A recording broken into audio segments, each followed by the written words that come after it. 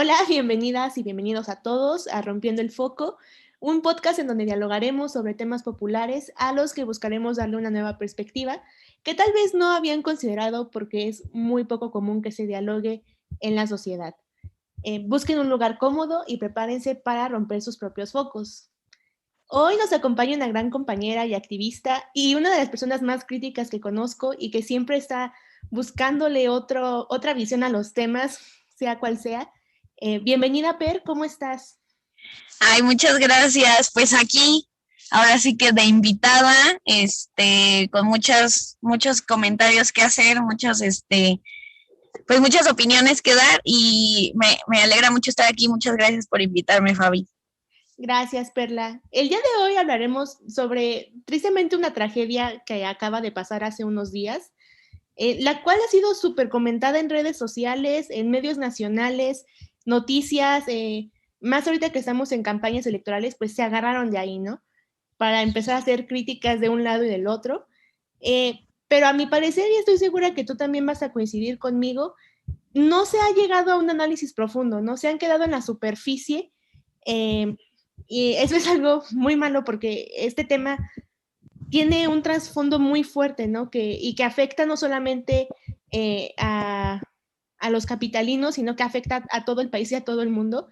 Este tema es el derrumbe del tramo de la línea 12, que proporcionaba transporte desde el centro hacia Tláhuac, curiosamente una periferia, ¿no?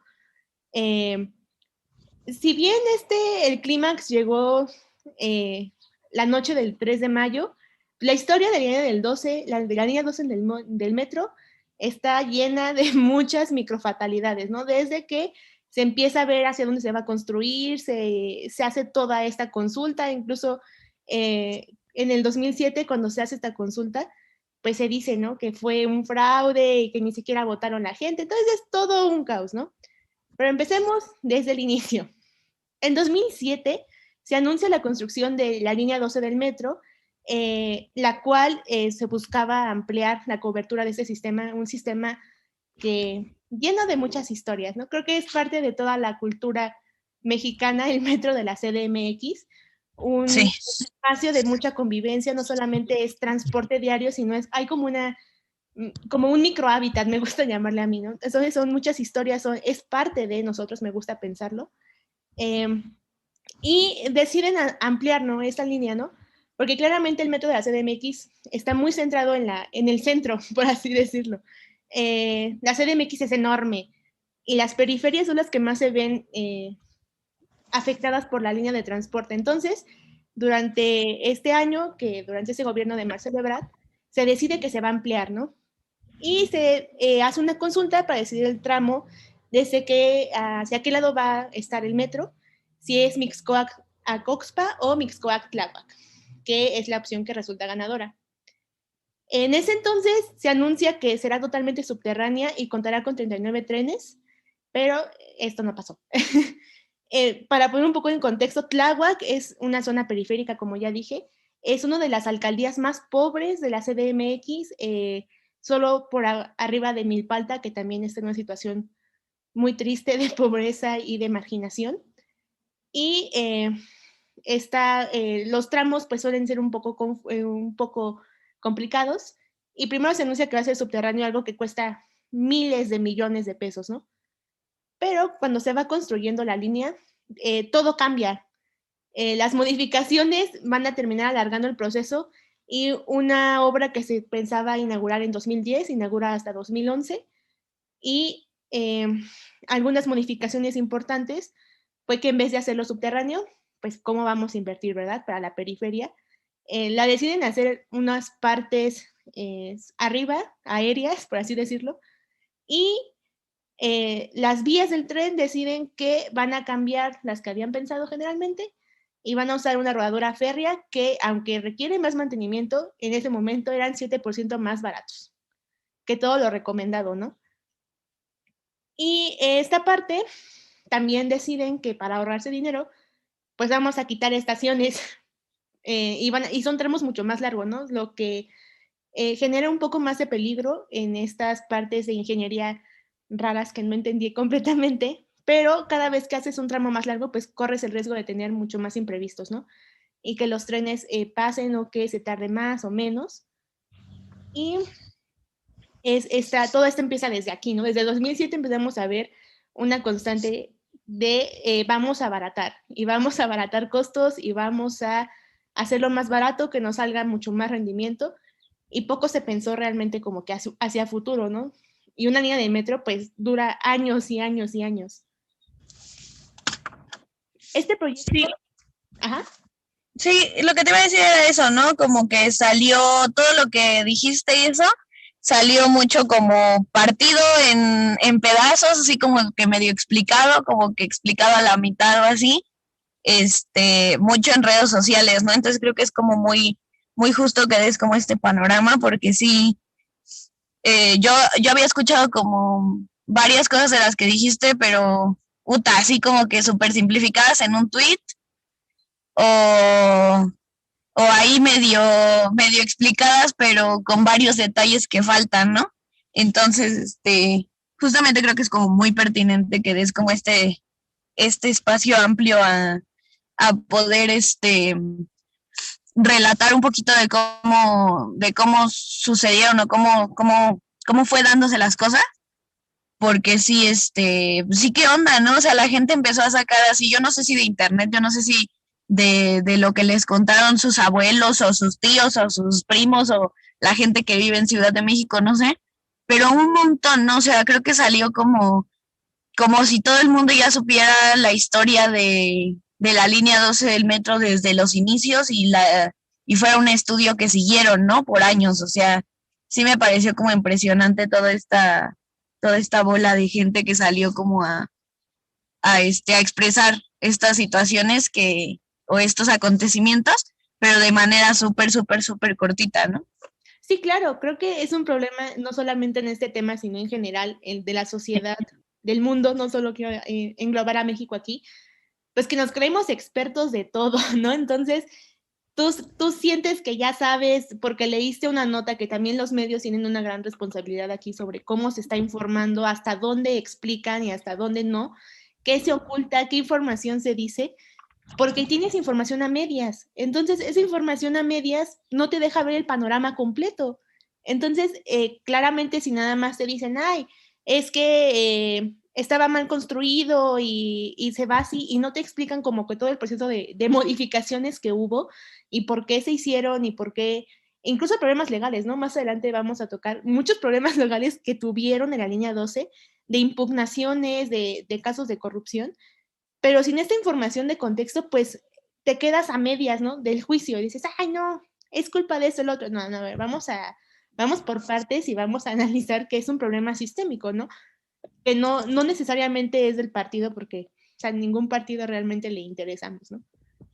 Pero bueno, entonces, el proyecto es construido, la gana la licitación por el consorcio de ICA Alstom Carso, algo nada sorpresivo en el país. Para quien no sepa, este consorcio tiene una de las personalidades más importantes del país, económicamente hablando. Y siempre que hay una obra o mega obra, siempre está Carso, siempre está Carso, ¿no? Muchos desarrollos inmobiliarios también están ahí de ICA Carso. Entonces, pues no es como que muy nada sorpresa de que la haya ganado, ¿no? Tal vez lo hicieron bien, tal vez no, pero es una constante que está presente siempre, en todos los gobiernos y en todo el país.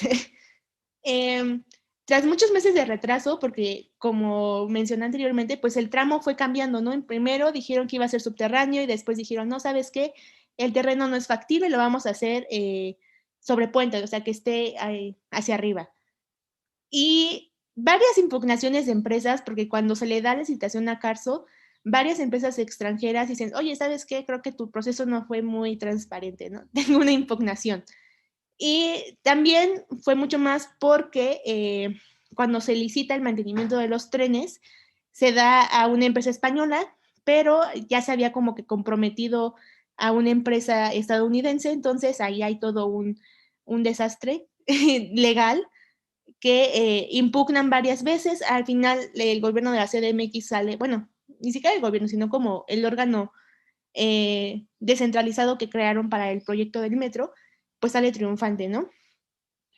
Y esto hace que la línea 12 sea parcialmente inaugurada, o sea, ni siquiera la habían terminado cuando la inauguraron, el 30 de octubre de 2012. Y se acordó la entrega definitiva para el 8 de julio de 2013.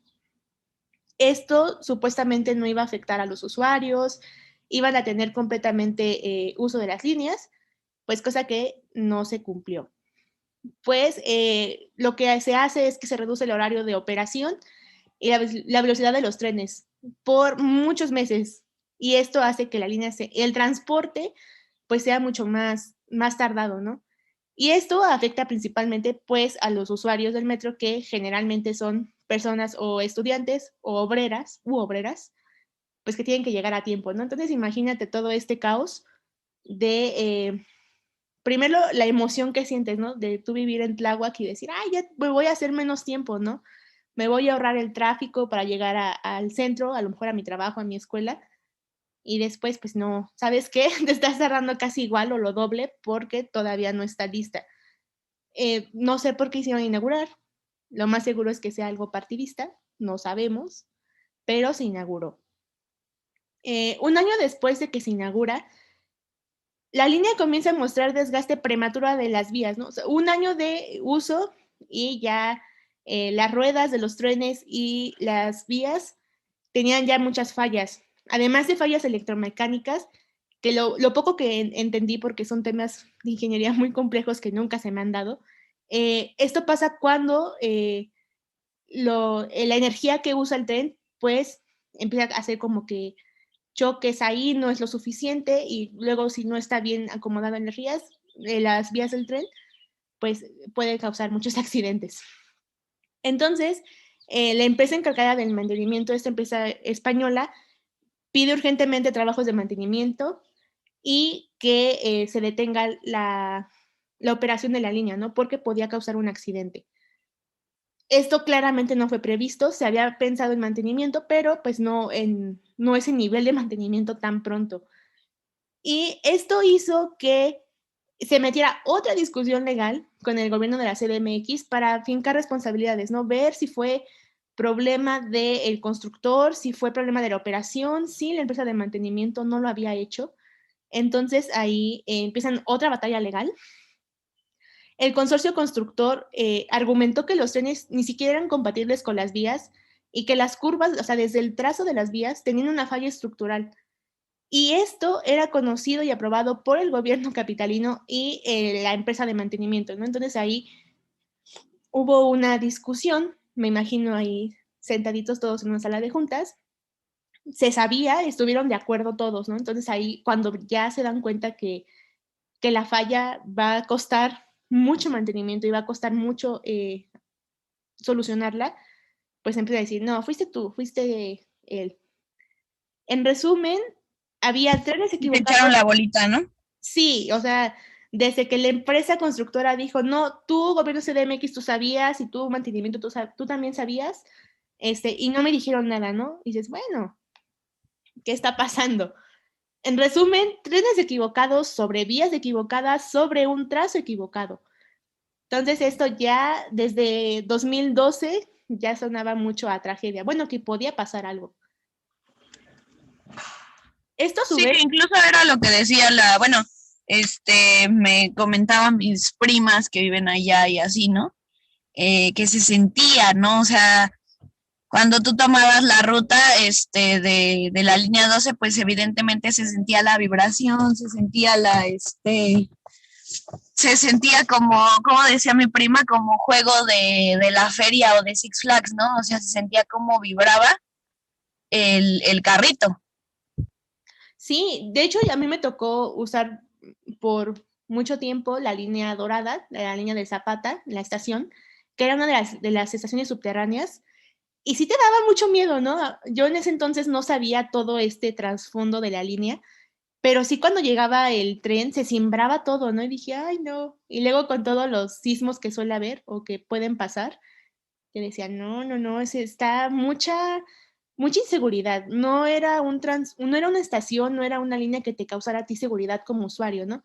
pero claramente si tu destino te iba a reducir el tiempo, pues lo usabas, ¿no? Claramente, si es tu única opción, pues así que te persinas y te subes. Todo esto, estas impugnaciones, ocasionan una investigación y sanción de varios involucrados en el proyecto de la construcción, desde a la constructora, a Ica Carso, y también a este órgano descentralizado que fue el metro, ¿no? Entonces ahí se fincaron responsabilidades. Curiosamente, no logré investigar, por más que estuve buscando, no logré investigar cuánto fue la sanción y si se siguió aplicando a día de hoy, pero pues hay un precedente, ¿no? Que se castigó o se supone que se castigaron estas irregularidades.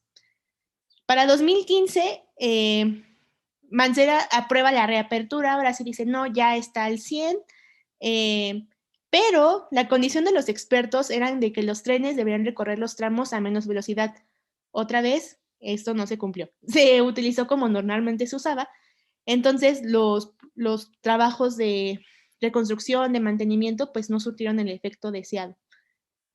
Y ahora sí que para acabarla de amolar, tras el sismo de 2017, varias estructuras del tramo al aire fueron dañadas y reportadas por usuarios. Si te das como un clavado en redes sociales, pues hay las fotos, ¿no? De estas estructuras que están cuarteadas, que hay grietas y se reportan. Muchos dicen que, bueno, la Junta del Metro dice que se fueron a atender, otros dicen que pues nada más fueron a ver y dijeron, ay, sí aguanta, y se dejaron, ¿no? Desde 2017. Y año con año se siguió dando un reporte. De hecho, hay un usuario en Twitter que hace todo un reporte de año tras año de que pasa por el mismo tramo y siempre está igual, ¿no? Y le va tomando fotos año tras año y no hay como una mejora. Y a pesar de que el gobierno dijo, no, ya fueron reforzadas, todavía bueno, la misma población sentía esta inseguridad de decir, es que esto se puede caer, ¿no? Y después de esto, expertos analizan después del sismo y aseguran que se requieren alrededor de 200 millones de pesos anuales para el mantenimiento de esta línea. Solo para la línea dorada, 200 millones de pesos al año para mantenerla funcionando, ¿no? Entonces, eso es algo, pues un gasto muy fuerte para el gobierno capitalino. Y luego si consideramos todos estos estudios que han sacado sobre que el precio del metro debería de ser más caro, que se pagan 5 pesos de usuario, 5 pesos del gobierno, y hay 4 pesos que teóricamente debería de cobrarse 14 pesos, estos 4 pesos nadie los paga, ¿no? Entonces están ahí al aire libre de qué está pasando en este precio. Y todavía te dicen que para esta nueva línea requieres 200 millones de pesos, suena muy descabellado, ¿no? Y dices, ay, ¿cómo lo vamos a sacar? Y ya dando este contexto, lo que sucedió la noche del 3 de mayo pareciera haber sido anunciado desde años atrás. Era una situación ya que se palpaba, que los usuarios del metro la palpaban, que los directivos del metro la palpaban, que los constructores de esa línea lo palpaban, y pasó tristemente este derrumbe de este tramo que cobró la vida de varias personas obreras, principalmente de estudiantes comunes que utilizaban esa línea para trasladarse, para vivir sus vidas día con día. Tristemente, la corrupción y la negligencia fueron dos grandes detonantes de la tragedia. Estos factores que fueron utilizados por los medios de comunicación, usuarios de redes sociales y personajes públicos para atacar a Morena, ¿no? Casualmente, esta tragedia pasa justo en este periodo electoral y en un periodo político en el país, pues difícil, ¿no? Mucha polarización, la escasa oposición o pseudo oposición que hay, utilizaron este hecho, esta tragedia para lucrar con y atacar al presidente, a Morena, porque durante estos periodos de gobiernos, pues son, si no funcionarios que están trabajando ahorita con Morena, eran partidarios del PRD que se pasaron a Morena. Y el análisis mediático y social se ha politizado y desviado de un punto neurálgico de la conversación, las periferias y el desentendimiento del Estado. No es solamente lo hizo Morena, es vámonos más atrás. vámonos a ver el origen del problema, ¿no? ¿Por qué hay corrupción? O sea, ¿por qué desde un principio tienes que consultar tú como gobierno si vas a hacerle una línea a esa periferia o no, si lo quieren o no, por qué empiezas a abaratar costos, por qué empiezas a hacer todas estas partes, ¿no? Más allá del partido, veamos la estructura del gobierno como tal, sin ponerle un color, sin ponerle un nombre a quien está tras ella. Y es más escalofriante, ¿no? Porque tal vez dicen, ay, tal vez nada más fue X partido. Pero tristemente no es el único caso que ha pasado de negligencia en la CDMX ni en el país. Han pasado muchas tragedias por obras públicas. Hace igual unas semanas acá en Querétaro, que gobierna otro partido, habían asfaltado una carretera a Peñuelas, la primera lluvia y se inunda completamente, ¿no? Entonces, no es cuestión de partidos, no es cuestión de colores, es algo más profundo. Sí, ¿Sí? perdón, sí, creo que es justamente eso, ¿no? O sea, como que el punto inicial es por negligencia y corrupción. Yo creo que las mayores tragedias del país han sido por eso. O sea, no es una cosa nueva, no es algo de este gobierno. No es a mí sí me sorprende mucho eso, ¿no? O sea, la facilidad que tiene pues la oposición, y la oposición tanto en en la esfera política, en la esfera de de la lucha por los votos y todo esto, tanto la oposición en la esfera de la ciudadanía, ¿no? O sea, eh, mm, esta cuestión de absorberlo a la corrupción y la corrupción y el hecho de que de la negligencia de las autoridades y de todo esto, que no es un tema nuevo, o sea, que ha sido algo que ha permeado en el país y que ha permeado los accidentes, hasta el Repsamen, está un montón de cosas, ¿no?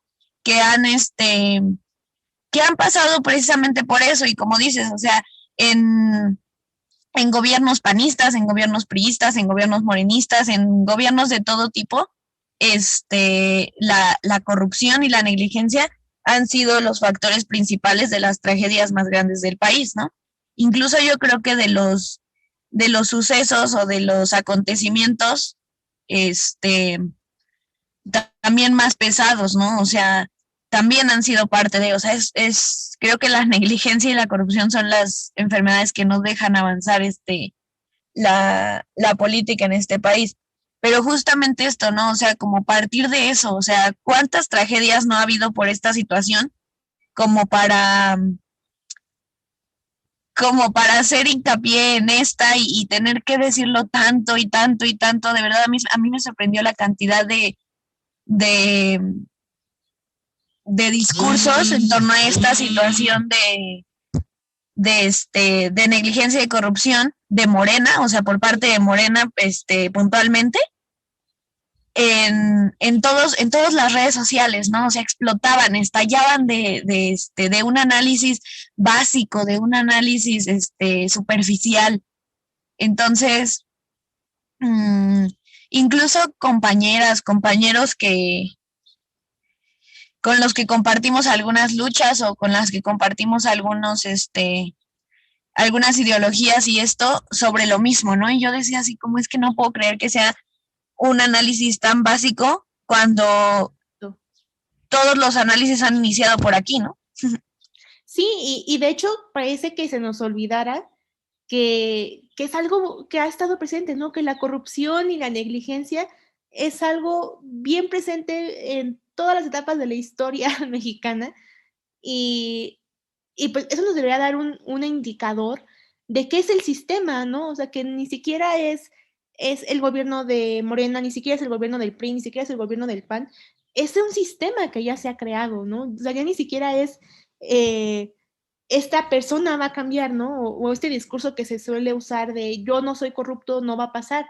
Tal vez hay que ver por qué esto pasa y por qué la corrupción está tan dentro del sistema que es lo que le hace funcionar, ¿no? O sea, y que no solamente una persona va a cambiar esto. No nos vayamos con este discurso de que como yo, presidenta de Tangamandapio, soy honesta, se va a acabar la corrupción, ¿no? Cuando la corrupción es un fenómeno mucho más complejo de eso, ¿no? Es mucho más complejo, mucho más profundo, con muchas más variables que, que no se acaban con una sola persona. Tristemente, con una sola persona sí se puede mejorar, no digo que no, pero falta mucho trabajo con la ciudadanía, con las estructuras, con las instituciones, para poder decir, ya no soy corrupta, ya no va a pasar esto. Sí, creo que una de las cosas que ahorita dijiste de lo de los colores y que aquí no hay como quién tuvo la culpa, qué color, qué partido tuvo la culpa. Y justamente es eso, ¿no? O sea, en los antecedentes, en el relato que contaste de cómo, de cómo fue esta construcción de la línea y de todo esto, ¿cuántos años pasaron? O sea, ¿cuántos sexenios pasaron? ¿Cuántas administraciones, no? ¿Cuánta gente ni siquiera cambiando en las esferas más altas, sino en las esferas medianas o más bajas de este, de esta, del entero, ¿no? De lo que comprendía todas las instituciones y todas las empresas y organizaciones que estaban de la construcción o de la planeación o de la ejecución de la línea 12, ¿no? Entonces, es como, creo que esto es como muy pertinente, ¿no? Asomarte y darte cuenta de cuántos años pasaron en la historia de la línea, no es algo nuevo, no es algo de ayer, no es algo del gobierno de Marcelo Ebrard, no es algo del gobierno de Mancera, no es algo del gobierno de López Obrador, o sea, es algo más extenso, ¿no? Y digo esos nombres porque fueron los que más se sonaron en internet, ¿no? Porque claro, no le vamos a echar la culpa al sexenio de Calderón, ¿verdad? Entonces, porque es federal o no sé. Entonces, justamente fue como esta cuestión. Y creo que es un tema como bien complejo de entender y bien complejo eh, debido a la politización que se llevó a cabo. Claro, como dices, por un tema de campañas y de toda esta cuestión que está como al rojo vivo, pero también creo que mmm, hay como dos puntos básicos, ¿no? Como esta cuestión de todos los antecedentes, todo lo que ya nos hablaste, como la corrupción del nivel más bajo al nivel más alto, incluso el trabajo que se hacía por parte de los activistas, de las organizaciones, de la sociedad civil, de la misma colonia, que estaban involucradas en el tema, ¿no? Y que al final de cuentas, ahora sí que no se sabe por qué no se siguió, por qué no se continuó, o dónde paró, o quién paró la lucha, ¿no? De esa, de lo que se estaba llevando a cabo allá. Y por otra parte, pues es esta onda de la oposición, utilizando la desgracia para desinformar a la gente, para, para generar, pues esta cuestión, no sé, me acuerdo, ay Dios mío, quién sabe qué pasó, se escuchó algo raro, ¿no? ¿Se escuchó algo raro? Poquito, pero ya te escuchamos bien. Te digo que están interfiriendo porque ya estamos desentrañando este tema. Sí, yo creo que sí, ¿eh? No, pero justo eso, ¿no? O sea, la manera en la que la oposición utiliza este tema para desinformar, para utilizarlo de manera política en las campañas, no votes por Morena, incluso todo esto de que la gente que construyó la línea 12 está construyendo un tren y un aeropuerto, ¿no? Y yo así de, no puede ser, o sea, esto ya es el colmo, ¿no? O sea, creo que una cosa es como la queja puntual y y la crítica con información, pero cuando te pasas a justamente, ¿no? O sea, utilizar de esta manera tan cruel, tan lastimosa, una, un suceso que le ocurrió a varias personas y que no es un accidente, que tiene culpables y que se tienen que conocer los culpables absolutamente, pero, claro. Pero utilizarla de manera política es lo que lastima, ¿no? Lo que sí, lo que deviene. Y creo que es como las quejas sobre la situación se dividen en esto, ¿no? O sea, en quienes dicen qué onda con la corrupción y lo que había pasado y qué onda con Morena, ¿no? Claro. Entonces, pues sí, eso, o sea, como que, como si nada, o sea, si nada más nos posicionamos en esas dos explicaciones, eh, y las separamos además de, pues creo que es donde no se logra tener el análisis completo, ¿no? Y creo que nunca, nunca, nunca, Fabi, hemos logrado tener un análisis completo de ninguna tragedia Claro. que haya pasado en el país debido a esto, ¿no? Porque creo que todos atañemos, también es como muy, muy, muy, muy como regular que digamos, ay, sí es que la corrupción y la negligencia por los partidos políticos y el gobierno, ¿no? Claro. ¿Y dónde estamos ciudadanos, no? ¿Y dónde está? Claro, ¿dónde está la ciudadanía, no? Entonces, justamente es esa parte que es como poner en el punto donde estamos nosotros y qué estamos haciendo, ¿no? Sí, súper claro. Creo que todo esto que decías de los partidos, cómo se ha politizado, pues siempre no veo un trasfondo, una propuesta, ¿no? Órale, hay corrupción, pero yo, o ni siquiera como partido, ¿no? Simplemente voy a decir una solución, vamos a hacer consejos ciudadanos, ¿no? O ciudadanos organizarnos y generar mecanismos más de ir cercando más, ¿no? O de ir checando más, o hacernos cargo nosotros de la corrupción, ¿no? Como desde nuestras propias microactitudes que tenemos corruptas nosotros, que somos parte del sistema, que también lo hemos legitimado, que también lo hemos dejado perpetuado, sí. Exacto, desde ahí, desde yo cómo voy a cambiar eso y ya después irnos armando como comunidad y decir, ahora sí, ¿no? No digo que seamos perfectos y seamos santas palomas, pues porque nunca, la verdad, nunca lo vamos a lograr hacer, pero pues sí generar otras discusiones, ¿no? Empezar a hablar de la corrupción ya como sin tanto ponerle un color o una cara y hablar corrupción del sistema que está perpetuando y que no importa si llega fulanito o perengano, sigue ahí, ¿no? Y que es constante y que es constante.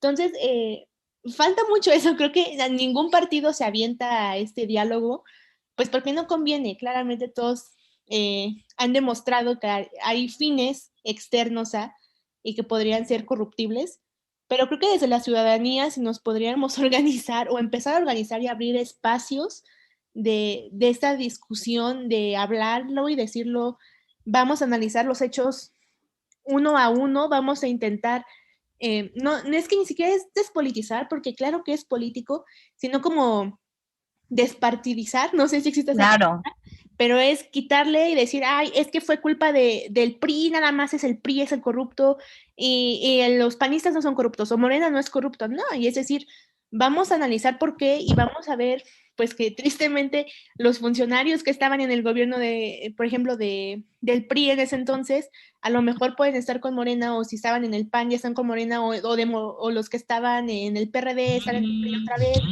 Entonces, cuando ya le quitas este factor de caras y de colores y ya no puedes señalar a alguien en concreto, ya puedes ver el sistema, ya puedes ver el sistema y decir, ah, pues ya me di cuenta que es por esto y cuestionarte, ¿no? Tal vez yo como ciudadano, ¿qué puedo hacer o qué no he estado haciendo, qué he dejado de hacer para que esto perdure y perdure y perdure, ¿no?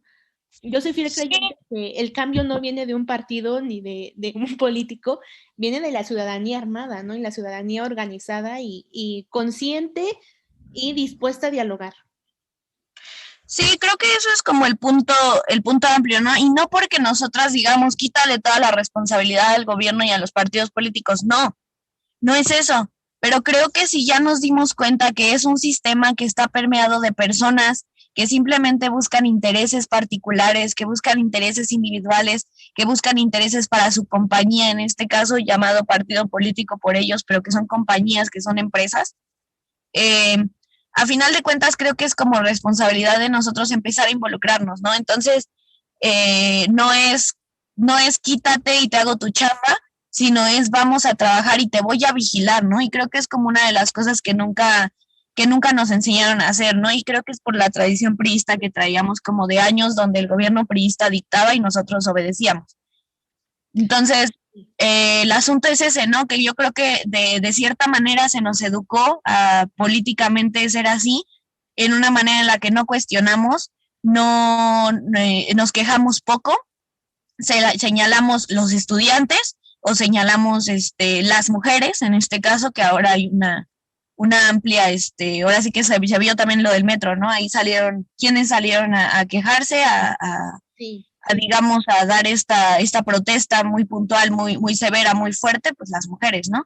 Entonces, creo que es eso, ¿no? O sea, sectores de la población son los que se avivan, son los que empiezan como a hacer estas cosas, de protestar, de quejarse y de demandar lo que es justo, ¿no? Y creo que a veces nos come la cuestión de que el gobierno pues debería de hacer y debería de funcionar y de accionar, cuando en realidad debería de ser una palanca, ¿no? Creo que en estos momentos, y creo que mientras más va pasando el tiempo y más información tenemos, más está al alcance de todas las personas, creo que es justo y creo que es necesario poner de nuestra parte y ser críticos con nuestros propios políticos, ¿no? Incluso bajar a quien se tenga que bajar, subir a quien se tenga que subir. Pero es una tarea a la que no nos hemos dado, pues sí, no nos hemos dado la tarea más bien de realizarlo, ¿no? Siempre hemos estado esperando que solucionen los políticos, que hagan los políticos, y te digo, somos sectores de la población, muy pocos los que accionan junto con, no solamente junto con el gobierno, sino a la par o aparte, ¿no? O sea, cada quien a lo mejor, pero son pocos. Y esta parte de la crítica, sin acción y todo esto sobre todo de la gente de las periferias, de los gobiernos bueno, ni siquiera de las periferias, de las provincias, sí, y de los gobiernos de provincia, sí me pareció como, híjole, me pareció hasta grosero, hasta de alguna manera, pues sí, una falta de respeto hacia la situación que vivieron los ciudadanos de la Ciudad de México, ¿cómo los capitalinos? sí. Precisamente por eso, ¿no? O sea, creo que a quien le toca contar su historia, a quien le toca contar su versión, a quien le toca analizar su versión es a ellos mismos, ¿no? A los capitalinos, y ver qué se hizo mal y qué se hizo bien, y culpar a quien se tenga que culpar, ¿no? Porque creo que en las periferias y en las provincias no vivimos lo que viven allá. Y tenemos otros problemas de transporte muchísimo más severos también, ¿no? Entonces, claro. me acuerdo mucho que cuando iba esta cuestión de la línea 12, que pasó todo esto, iba yo en el camión hacia mi pueblo, Sí. de aquí de Querétaro, al Marqués, y iba yo así, pues sí, ¿no? Destartalándose ahí todo el toche, ¿no? Y yo dije, es que este es un problema de todo. Entonces, no sé qué estaban haciendo yo que tengo la cercanía con, no sé qué pensaban las personas que le van al PAN, las personas que ahí están militando para el PAN, quejándose de la administración de Morena en la Ciudad de México, y de cómo hicieron esto, ¿no? Cómo crearon la tragedia, y yo viendo, o sea, mi microbús deshaciéndose, ¿no? Sí, claro. Entonces, ¿qué onda? O sea, ¿dónde está la crítica, o sea, dónde está la crítica viéndote al espejo, ¿no? O sea, realmente creo que sí, de las provincias, para mí sí fue como una falta de respeto que al menos dijeran como una sola cosa como del tema, sin información y sin más, porque sí, creo que utilizar una tragedia para ganar electores, o para ganar opositores, digamos, del gobierno actual, es una forma muy vil y muy cruel de hacer política, ¿no? O sea, creo que eso es como estarnos yendo como, no sé, 7,000 años atrás, cuando se hacía esto, y cuando se se mataban reyes, ¿no? Para obtener su poder, su corona, ¿no? Entonces creo que es algo así, o sea, de verdad es algo como del medievo, es algo muy cruel y muy vil, tener que fijarte como en una tragedia para poder ganar electores, ¿no? Para poder, y además eso, ¿no?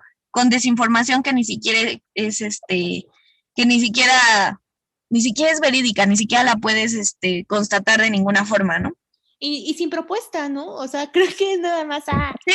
Ellos lo hicieron y yo no lo voy a hacer, y es como que, pues, espérate, ¿no? ¿Por qué mejor no proponemos, ¿no? O en primer lugar, ¿por qué tú como partidario de, por ejemplo, del PAN o del PRI, acá en Hidalgo, que tampoco tenemos un buen sistema de transporte, ¿por qué tú no, gobernador de este partido, por qué mejor no volteas hacia acá primero, vemos cómo resolvemos nuestros problemas de transporte y después proponemos, ¿no? Después proponemos algún mecanismo extra para que no vuelva a pasar, mecanismos de empoderar a la ciudadanía.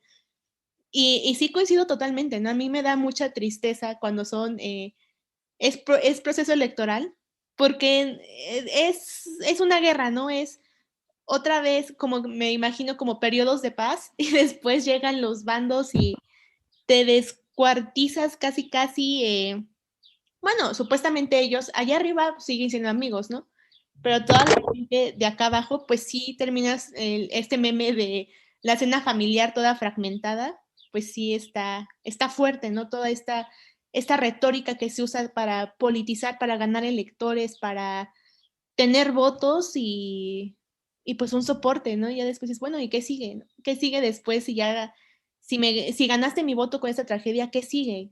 ¿Qué sigue para mí? ¿Qué no vas a hacer para que pase? ¿O qué poder me vas a dejar? No me vas a dejar, sino me vas a empoderar también o ¿qué va a pasar ahí? Entonces son muchas cosas muy, muy fuertes de hablar aquí en política en México, ¿no? O sea, siempre hablar de política en México va a ser un caos. Bueno, ni siquiera un caos, sino va a ser muy controversial tocar estos temas. Claramente ni tú ni yo somos partidistas, creo, creo que siempre que hemos convivido y hablado es a todos por igual, porque así debe de ser, ¿no? Siempre tienes que ser muy crítico con todo y con todo lo que salga de la boca de un partido, de un candidato, tienes que analizarlo, ver incoherencias o ver, sabes que esto a lo mejor no es muy de mi realidad y después seguir avanzando, no casarte con un solo discurso, porque si no pasan cosas como esas que estás lucrando con una tragedia que pues muy triste para toda la Ciudad de México, especialmente para los de Tláhuac. Pues imagínate tan solo las familias que perdieron a sus familiares ahí, a sus amigos, y para la misma alcaldía de Tláhuac decir, oye, era mi transporte, era mi medio de transporte, estábamos todos, pues hasta cierto punto mejorando, o creíamos que estábamos mejorando, y pues ya no está, o sea, ya se esfumó esta parte, ¿no? O sea, no es sencillo, creo, tampoco, no podríamos hablar, me imagino que así pasa porque solamente tenemos que buscar a alguien que nos diga realmente qué siente la comunidad, qué está pasando. Y lo que dices tú, no apropiarnos de luchas y mejor concentrarnos acá en nuestras luchas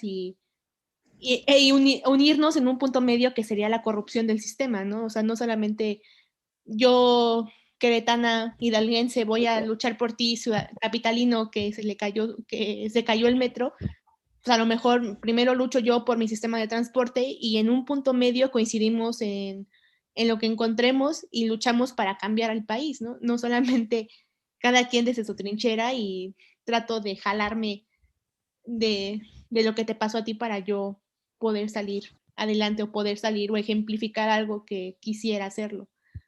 Entonces sí, está complicado, muy, muy Sí, complicado. es que justamente es eso, o sea, el no apropiarte en el sentido de no verlo desde tu super... Es que de verdad, o sea, siento que todo el análisis se vio como desde un privilegio bien cañón de, Sí. Pobrecitos, ¿no? O sea, pobrecitos que los gobierna Morena y pues que les pasó eso, ¿no? Entonces, pues pobrecita gente y ánimo, ánimo capitalinos, o sea, como que Fuerza México, o sea, esas cosas sí se me hacen así como de, o sea, es que desde dónde lo estás viendo, ¿no? O sea, desde dónde estás mirando. Todos, todos compartimos todos compartimos esta misma situación, esta misma lucha, digamos, porque las obras públicas, porque el dinero, simplemente porque el dinero se utiliza en lo que se tiene que utilizar y las concesiones no se rifen a los amigos y todo esto, ¿no? O sea, precisamente eso, ¿no? O sea, todos estamos en la misma lucha de la corrupción desde la misma esfera, o sea, yo de verdad sí, todos esos análisis que se hicieron desde nosotros que tenemos el gobierno chido con las calles chidas, yo sí dije, es que desde dónde lo están viendo, o sea, ¿en qué país están? ¿En Suiza o son finlandeses o qué? Sí. O sea, de verdad sí me parecía así como, Ojalá no sé. pudiéramos vivir en ese México que ellos dicen, ¿no? Sí, ajá, exacto, o sea, me gustaría vivir en el México de Morena es el cáncer y todos los demás estados que no estamos gobernados por Morena, no, al 100, ¿no? Sí, sí. Híjole, estaría súper padre, ¿no? Pero yo no veo que sea así. Y sí, es no sé, a mí sí me parece como muy, pues me dio mucha tristeza y me ofendió mucho sus análisis que sacaron en redes sociales, te digo, de toda la gente, o sea, también de gente que es apartidista, de gente que se pseudo dice anarquista y yo así como de, o sea, de lectura no traes nada, porque de verdad Claro. ni para leer la noticia completa, ¿no? O sea, sí me pareció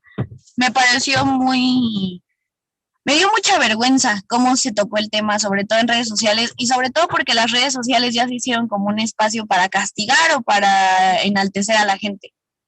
Sí, Entonces, y aparte, ya no, ahora sí que sí es como dicen, ¿no? Ya, por una parte ya no puedes hacer nada en tus redes sociales porque o te joden o te enaltecen. sí, claro. Y aparte lo que tocábamos al principio, ¿no? Que todos con una lectura de una noticia, que claramente los medios de comunicación traen posturas y las notas traen posturas y traen un punto de vista muy, muy particular, somos expertos, ¿no? Entonces, ya con esa lectura que le dimos, ya sabemos por qué pasó y a quién vamos a castigar y cómo lo podemos, ni siquiera cómo lo podemos cambiar, porque creo que nunca llegamos a esa parte de la discusión. Y, y después, No, solamente la queja, Fabi, o sea, solamente es me quejo y ya, o sea, hasta ahí. sí, y creo que no llegamos a acabar el proceso, ¿no? Órale, vamos a hacer una discusión, te escucho, me escuchas o nos entendemos y vamos a analizar dentro y después vamos a acabar el proceso con una propuesta o con una conclusión, ¿no? Y de hecho, de esto va el podcast, ¿no? De esta parte de, tal vez tú y yo que somos politólogas o estamos formándonos como politólogas, podemos tener un poquito más de darle otro punto de vista, ¿no? Ni siquiera un poquito más, sino es otro análisis, porque ya nos hemos chutado 80,000 bibliografías de muchos temas y para entender cómo funciona el gobierno, cómo funciona la política, por qué a lo mejor está pasando así.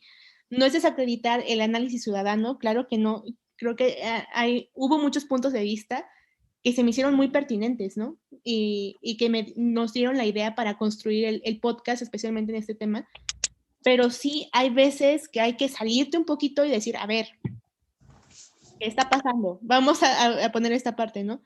Y también nosotros me dio mucha tristeza porque yo idealmente antes de que pasara todo mi proceso de deconstrucción que estoy pasando, decía, ay no, pues que los expertos hablen, ¿no? Y después te das cuenta que los expertos pues tampoco le entran duro los expertos mediáticos no se meten al análisis profundo y que incluso compañeros de la carrera que dices, bueno, tienes otras herramientas analíticas para darle a lo mejor otra visión al tema o darle otra vuelta o analizar en el discurso o analizar en la opinión, pues muchos compañeras y compañeros no lo hacen. O sea, yo vi muchos así, muchos, de ambas partes, ¿no? De partes de que defendían que se quedaron en la defensa de partidos, ¿no?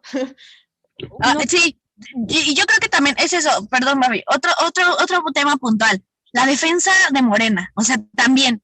Sí, sí, sí. El defender absolutamente, no, es que era el gobierno de no, es que sí, pero Mancera nunca estuvo del lado de los López Obradoristas. Bueno, a mí qué me importa, o sea, de verdad digo que era análisis muy superficial, o sea, vistos desde el merengue del pastel, o sea. Claro.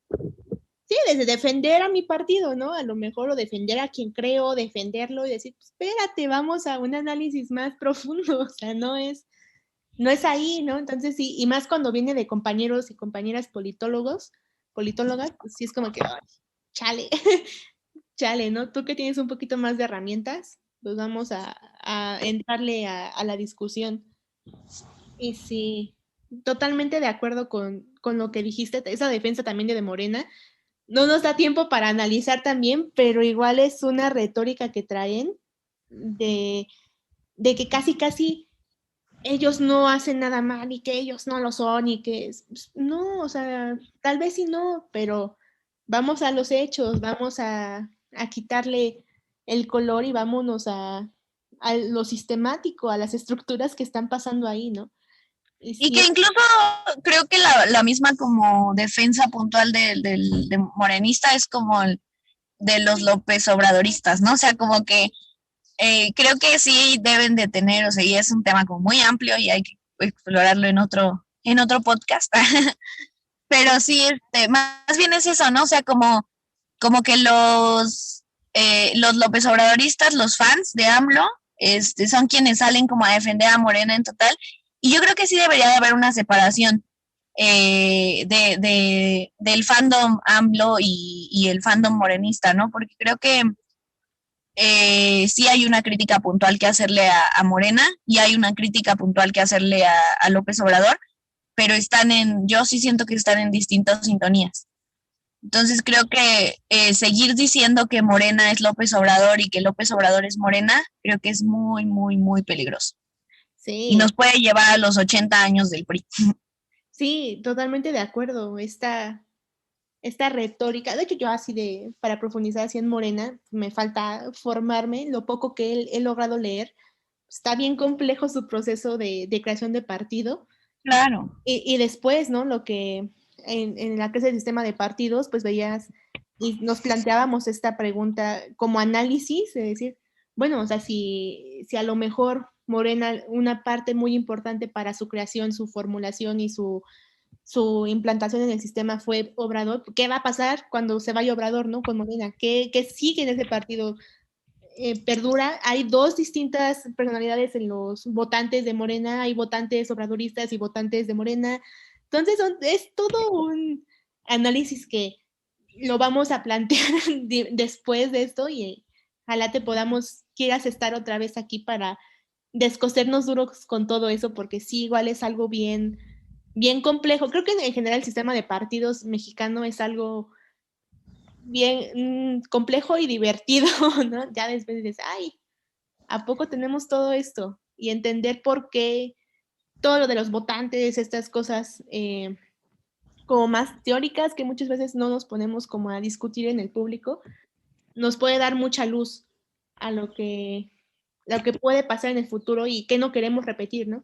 Esta parte que dicen que la historia se repite hasta que tú aprendes, hasta que el humano aprende. Y nunca aprende. No aprendemos, es lo peor, ay no. Pues bueno, pero después de todo este desahogo antisistema, antipartido, o sea, ni siquiera anti, solamente fue un desahogo de todo lo que estamos viviendo, de todo lo que estamos analizando. No me queda más que agradecer tu presencia, tus conocimientos, todo tu punto de vista.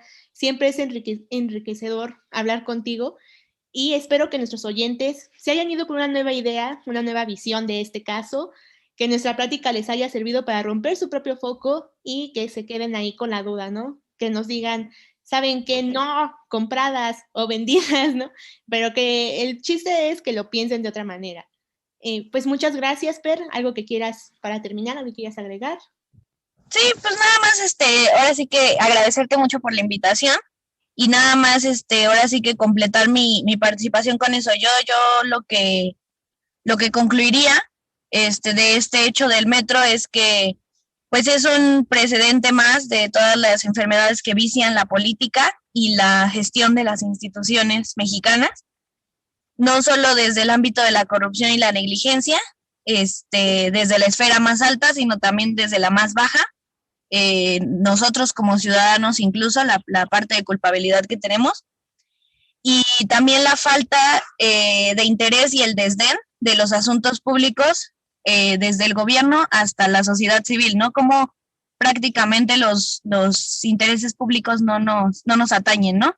Y si se hacen programas sociales, pues que se gestionen, y yo no les echo ojos. Si se levantan iniciativas en el Congreso, pues yo no les echo un ojo y tampoco las conozco, ¿no? Entonces justamente es eso, ¿no? Como poder, yo creo que aquí lo que nos falta mucho es esta gobernabilidad, es poder hacer un estrechamiento entre las instituciones y nosotros como sociedad civil, y ponerle un ojo, porque ya vimos que los políticos nomás no hacen. Entonces creo que es importante que la sociedad empiece a tomar realce en las decisiones políticas del país. Súper de acuerdo. Por dos, no pudiste sintetizar mejor todo lo que hablamos, y coincido completamente con tu conclusión. Y pues Sí. muchas gracias por estar aquí, y muchas gracias a todos y a todas por escucharnos, y nos vemos en la siguiente emisión.